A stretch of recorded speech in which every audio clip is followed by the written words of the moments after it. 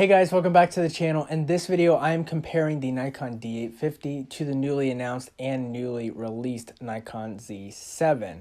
Now, both of these cameras are still relatively new, but obviously the Nikon Z7 is the newest out of both of them. They're advertising this new full-frame mirrorless camera as the mirrorless version of the Nikon D850. So today we're going to be actually seeing if that's really true. We're going to be looking at different things like the specs of these cameras, the advantages one has over the other.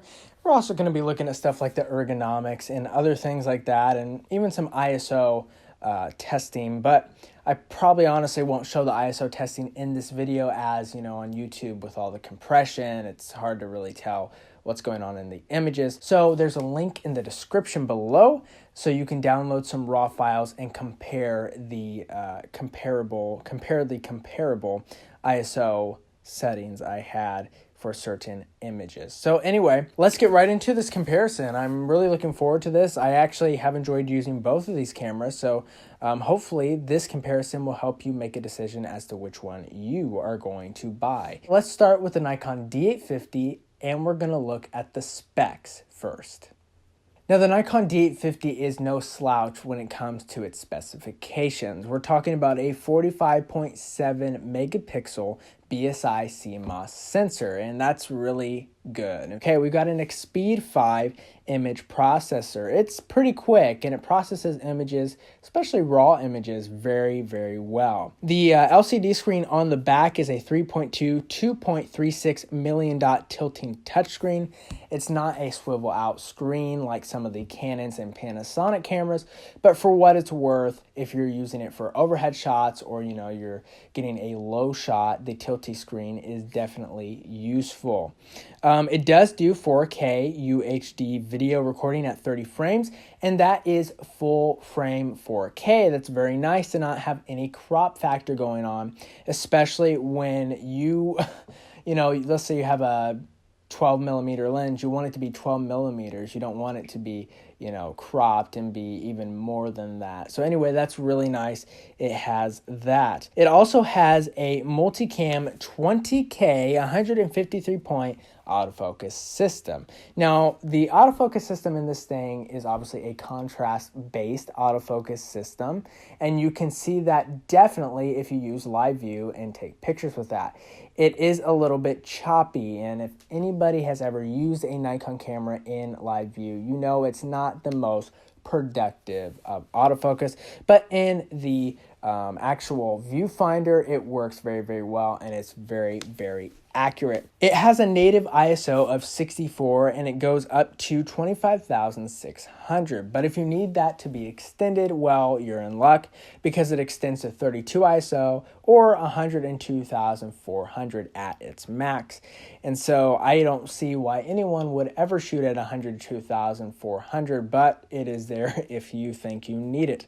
It will shoot 7 frames a second, but if you get the battery grip with the D5's battery in it, it will get up to 9 frames a second. So, maybe okay for wildlife. I know the autofocus tracking system in this camera is very good, and I know a lot of wildlife photographers do use it for the resolution and for the speed and tracking capabilities. It does do 8K time-lapse, which is really, really nice, but for me, that's not really a big deal, but maybe it is for you, so if you need something like that, this camera will do it. And finally, it does have Wi-Fi and SnapBridge Bluetooth compatibility. Now, obviously, we know that SnapBridge is not a very good system at all, but it is in it, and I will say it has definitely improved over the years. Okay, now that we know the specs on the Nikon D850, we're going to move on to the Nikon Z7. So let's talk about the specs of this new full-frame mirrorless camera. Similar to the Nikon D850, the Nikon Z7 is also sporting a 45.7 megapixel sensor. It's a BSI sensor as well. And, it honestly yields very beautiful images too. I found the IQ output of this camera is very good. In fact, they're pretty much negligible. Both of these cameras produce incredible images with their full 45.7 megapixel resolution. This camera is also sporting the Exceed 6 image processing engine in it, and honestly, I can tell a difference between the 5 and the 6. It's not too much faster, but it definitely is faster, so that's really nice. This also does 4K video at 30 frames in full frame. And also, something that the D850 does not do, this does in-log and 10-bit output, but you've got to use an external recorder if you want the 10-bit and in-log. So do keep that in mind. That's going to cost you at least another $300 to $500 depending on the external recorder you get. The autofocus system in this thing is a 493 point phase detect autofocus system.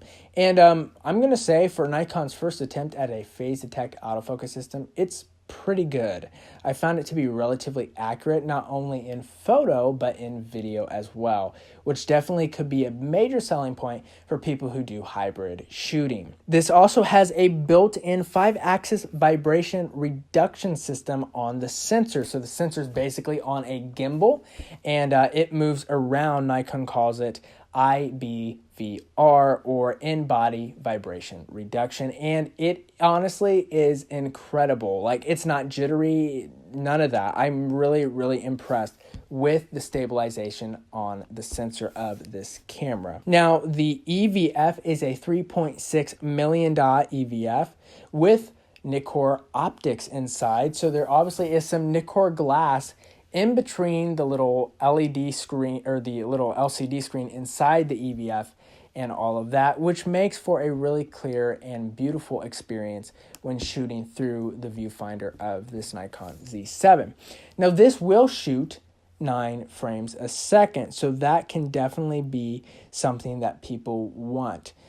Now, the problem, really quickly, and we're not going to get to the disadvantages too quickly here, but the problem with the Nikon Z7 is that it has no capability of a battery grip.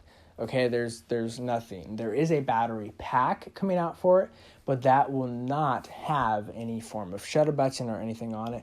It does not have the right pins on the bottom of the camera to do that. So that's unfortunate, but it's nice that you can get 9 frames a second out of this thing without a grip, unlike the D850 where you have to have the grip and the D5's battery. But yeah, you got that.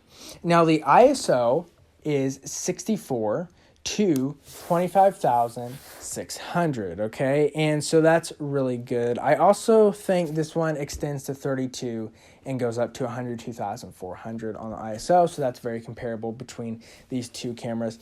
And this thing also has 8K time-lapse, Wi-Fi, and Bluetooth, Snap Bridge, you know all that stuff already. So pretty comparable specs between these two cameras.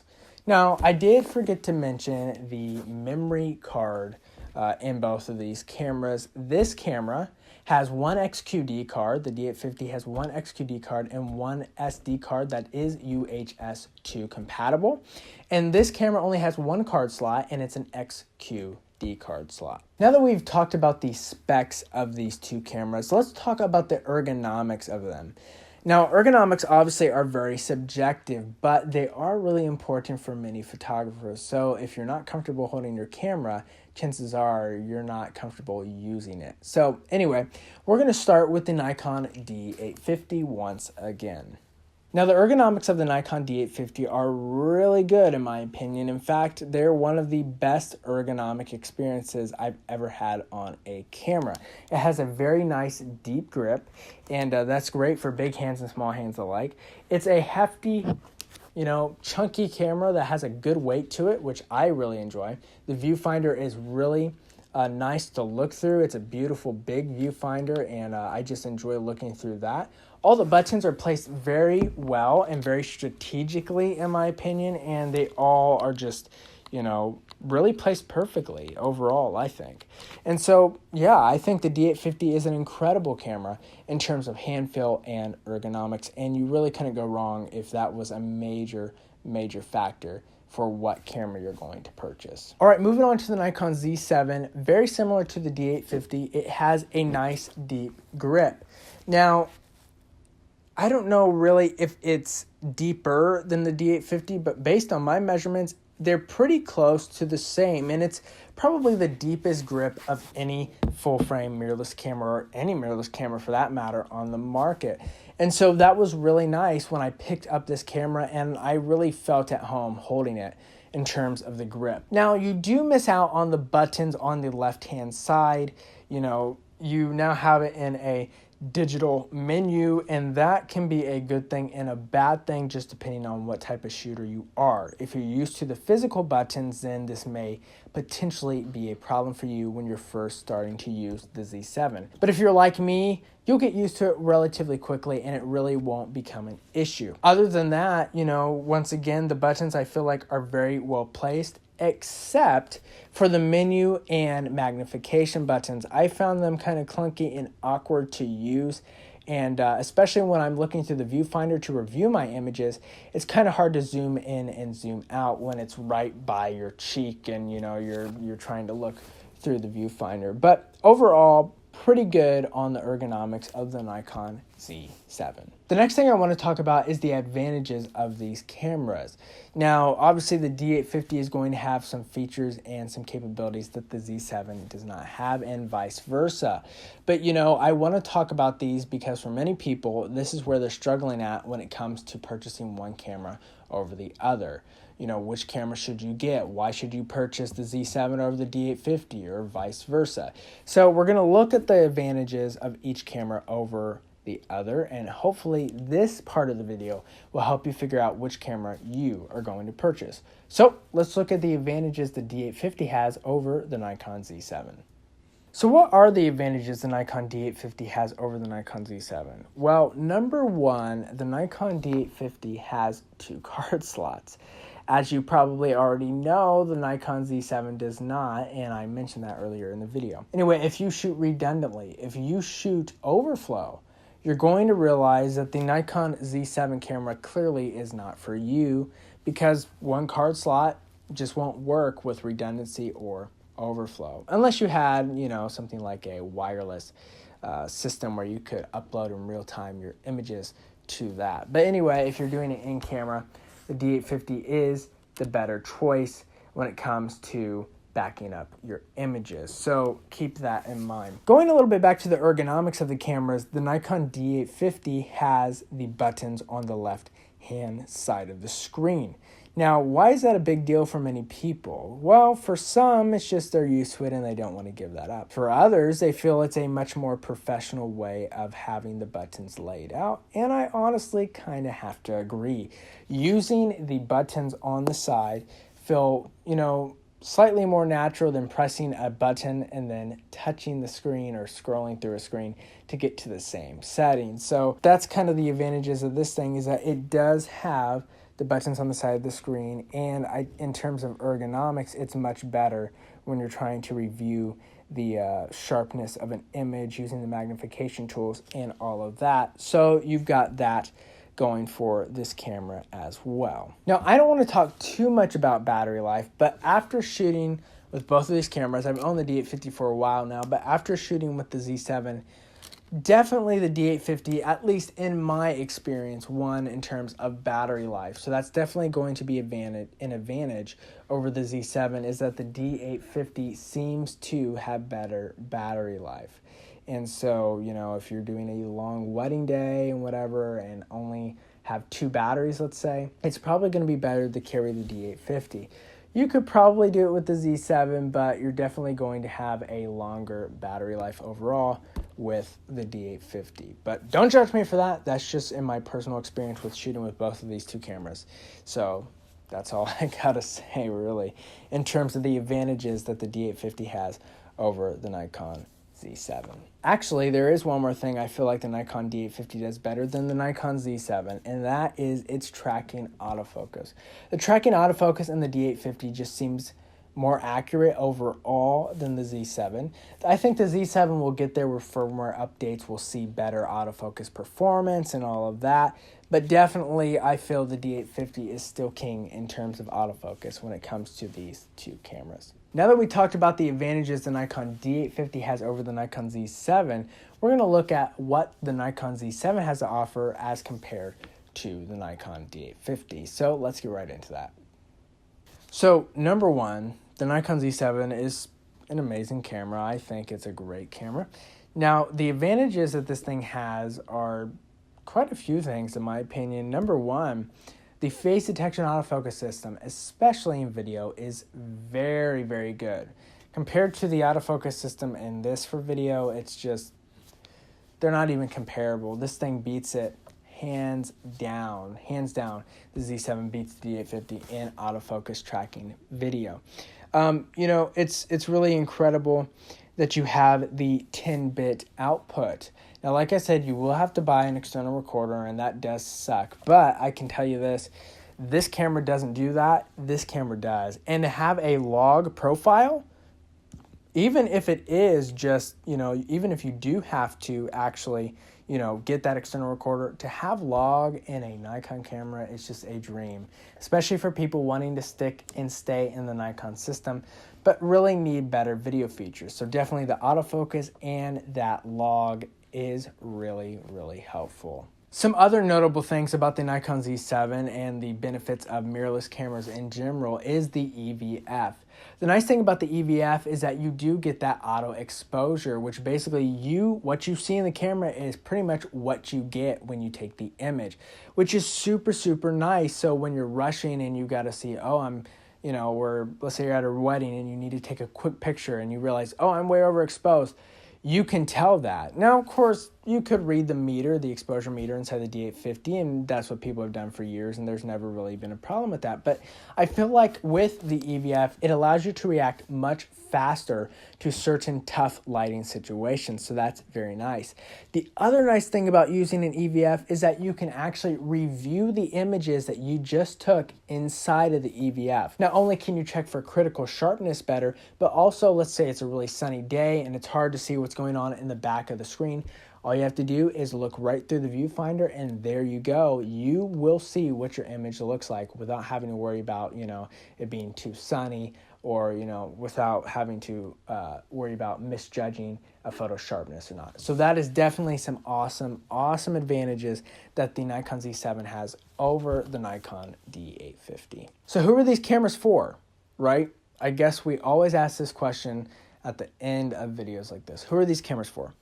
Well, if you want a great camera that does awesome tracking, produces great image quality, you know, that has pretty good ISO performance, and as I said, there is the ISO test for each of these cameras in the description, so download the RAWs at the link below. But anyway, if you want a camera that overall is an incredible camera that's going to give you everything you need redundancy or overflow in any way, shape, or form, you know, all of that, the D850 is the way to go. There's no doubt about it. And if you just like a bigger, heavier, hefty camera, definitely go with the Nikon D850. Now, if you need a camera that's lighter, a camera where you can see the exposure inside and as you're getting ready to take the picture, if you want to review your images inside this camera, or you want better autofocus in video and some log profiles for your video, then I think definitely the Nikon Z7 is the chance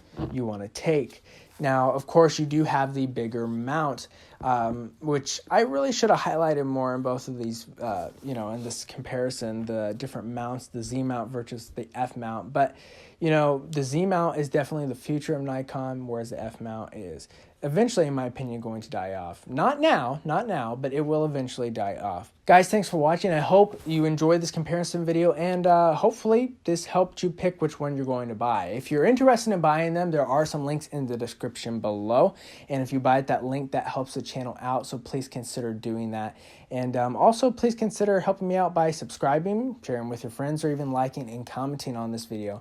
That would definitely attract more people to it and to my channel. Guys, thanks for watching, and I hope all of you have a wonderful day. Keep on shooting. Bilingual out.